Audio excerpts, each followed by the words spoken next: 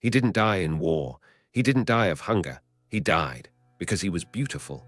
Rome, 117 CE. The empire ruled half the known world. It built roads, statues, laws, and cages. Beneath the marble palaces, children vanished.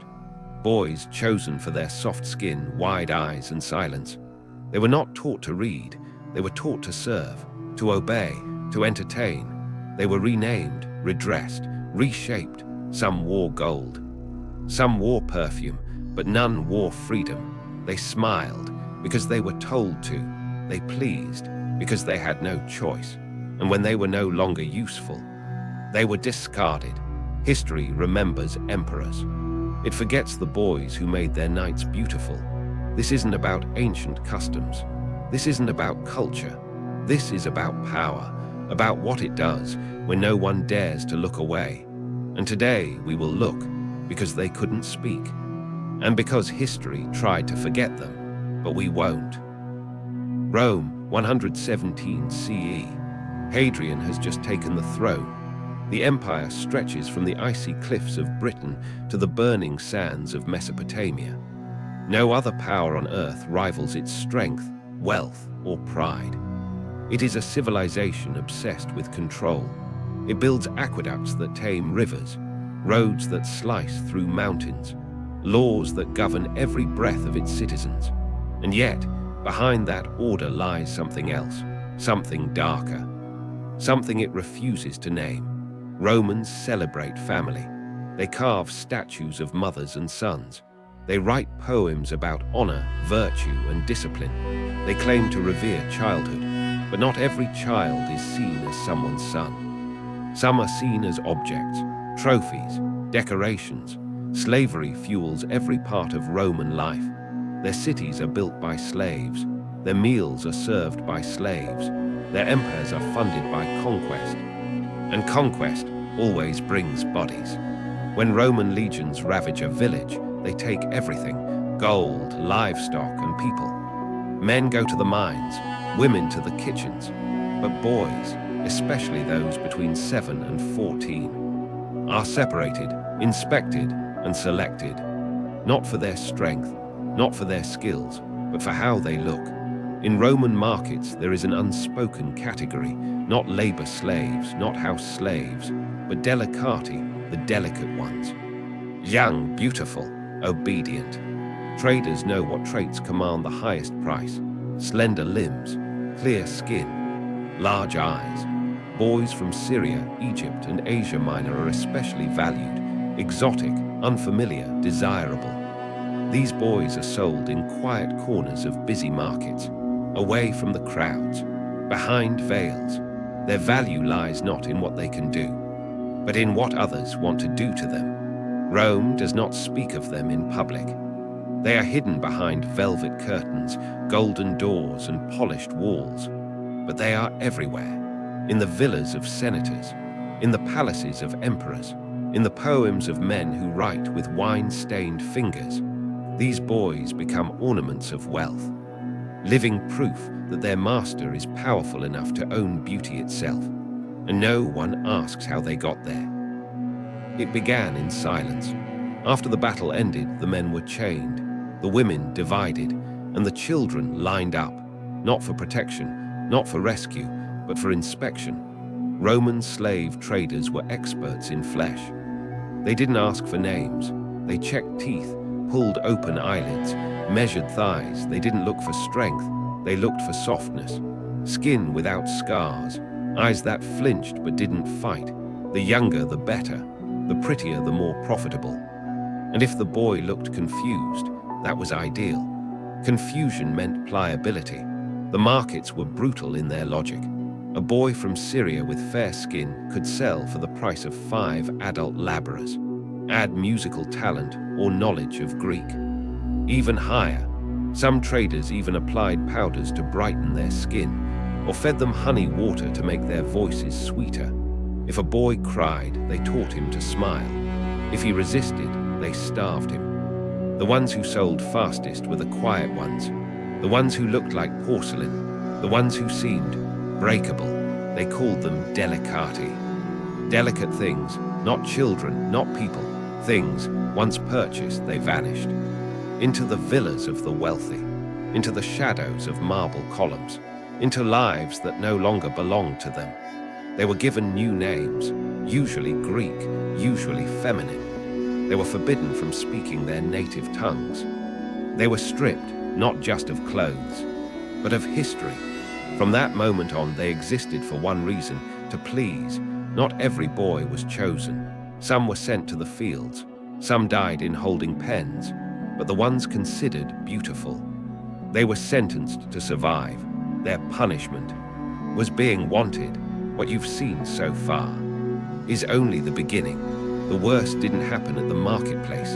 It happened behind closed doors, after the powder, after the perfume. When the performance began, stay with us, because the deeper we go, the more brutal the truth becomes, and by the end, you'll understand why remembering them is the most human thing we can do. He was sold on a Tuesday.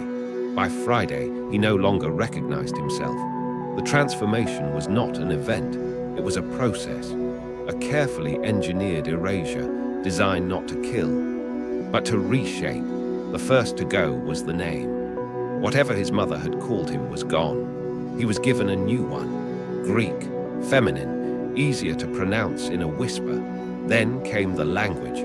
His words were foreign to his new master, so they were forbidden. He was punished for speaking in his own tongue, rewarded for mimicking Latin, or better, Greek, soft and musical. 1 week in, he had stopped speaking at all. It was safer. Next was the body. He was stripped, bathed, scrubbed, again and again, hair removed, skin rubbed raw with pumice stones. Pale was better, so he was kept indoors. Sunlight meant danger, darkness meant value. His cheeks were powdered with lead paste. His lips tinted, his scent replaced with imported oils. His arms, once used to climb trees, now hung limply at his sides, covered in silk. He began to smell like a thing. He began to feel like one. Food was controlled, just enough to keep him alive, never enough to grow. His body was expected to remain frozen in youth, forever boyish, forever desirable, forever trapped. Some boys were cut, quietly, secretly, to prevent their voices from changing, to stop hair from growing where it shouldn't, to preserve the illusion that they were not aging, not changing, not becoming men. Those who survived were called lucky, lucky to remain desirable. But the transformation wasn't only physical. It reached deeper into the mind. He was taught to move with grace, to lower his eyes when spoken to sing when commanded, to stop asking why. He was corrected when he flinched, punished when he hesitated. Silence was praise. Obedience was survival. Over time, he learned how to disappear while standing in the center of the room. He smiled when they looked at him. He laughed when they wanted to be entertained. He stood still when touched. Inside, he was still a child. But that part was buried, deep, hidden beneath powder, perfume, and performance. Guests began to compliment him. They called him charming, elegant, well-trained. His master beamed. He's perfect, they said. No one asked how he got that way. No one wanted to know. His day began before dawn, not with a stretch, not with play, with stillness, with silence. The maids entered his room carrying oils and powders. They never asked how he slept. They only asked whether the swelling had gone down. He was bathed in lukewarm water, lotions massaged into his skin, perfume dabbed behind the ears. Then came the powder, then the jewelry, then the clothes, bright, soft, revealing just enough. His hair was curled, his lashes darkened, his lips stained red with crushed berries. He looked in the mirror and saw someone he didn't recognize. He had been prepared, packaged. Breakfast was not eaten, it was served by someone else, to someone else. His hunger came later. His schedule followed one rule: be seen. When his master had guests, he stood in the corner of the room, poised, polished, not too close, not too far, visible, but untouchable until asked. He poured wine with 2 hands. knee slightly bent, eyes lowered. If the guests were in a good mood, he was asked to sing or recite poetry or dance. If they were bored, he was mocked, pinched, paraded, laughed at. He was expected to smile either way. He learned quickly. Never speak unless spoken to. Never react unless invited. Never show pain. That was key. A single misstep, a spilled drink, a wrong note, a misplaced glance could mean punishment, isolation, or worse. He had seen it happen. To others like him, they disappeared, and no one asked where they went. Nights were worse. The performance didn't end when the guests left. The role continued behind doors, behind curtains. Official records are silent. But every child in that household knew what stay behind meant. They didn't talk about it, not because they didn't understand, but because they understood too well. The lamps would dim, the smiles would fade, and the boy would do whatever was asked. Some masters rewarded obedience, a ring, a silk scarf, a place closer to the table. Some punished it because they could. He lived in a world of rules, unwritten, unpredictable, always shifting. But all of them centered on one thing, pleasing the eye that watched him. He wasn't raised to become a man. He was groomed to remain an image, and images don't grow. They don't change. They don't resist. Outside, the empire wrote laws, carved statues, expanded borders. Inside, he practiced walking without sound, smiling without joy, obeying without question. This wasn't childhood. This was performance, a role he never auditioned for, a stage he could never leave. Some boys lasted longer than others, but all of them broke. It didn't happen in one moment, not always. Sometimes it was slow, a gaze that lingered too long, a question asked with too much hesitation, a tremble in the hand while pouring wine. Other times it was sudden, a spill on the master's robe, a guest's slap, a missed line in a poem they'd rehearsed 100 times. That's all it took. Not rebellion, not disobedience, just imperfection. And once it was seen, it could not be unseen. The change was immediate. No more soft rewards, no more gentle glances. The tone of commands sharpened. The compliments turned to corrections, the attention colder, and the punishments came. More silence, less food, longer hours standing still under candlelight, until their knees buckled, their bodies began to lose their glow, their eyes lost rhythm, their laughter missed its cue. And in Rome, there was no space for a boy who couldn't perform. They tried harder, they smiled wider, they begged quietly to be noticed again. But it didn't matter, they had already slipped, and in the eyes of the powerful, slipping meant spoiling. Spoiled boys didn't belong in parlors. They were not fit for display. They became reminders of time, of failure, of the master's fading control. That's when replacements arrived.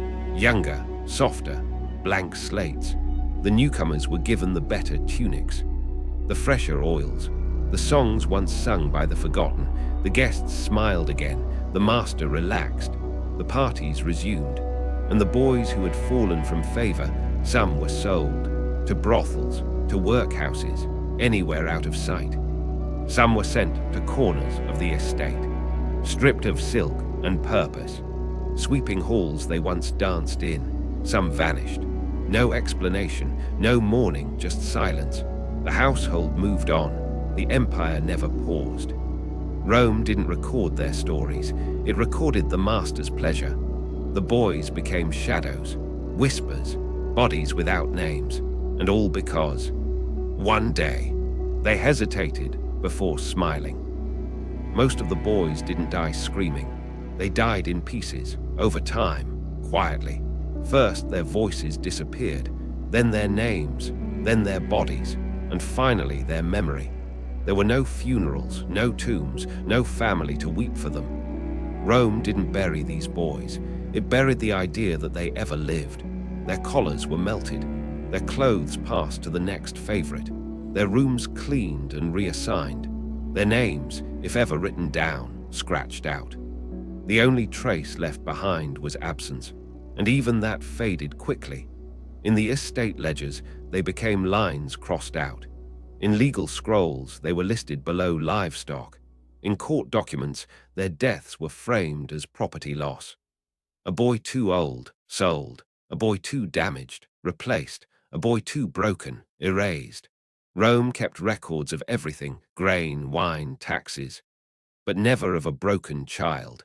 Occasionally, a hint would survive. A scribbled note on a slave contract, once favored. A mosaic with a missing face. A faded poem about a boy who sang too well. In Pompeii, buried under ash, archaeologists found a room. Small, windowless, lined with erotic art. Inside it, a broken bracelet, small enough to fit a wrist that had stopped growing. No name, no voice, just a trace of someone the empire had used up, then forgotten. The most famous of these boys, Antinous, still has statues. A city bears his name. Temples were built for him, but even in his grandeur, we don't know what he wanted. We don't know what he felt.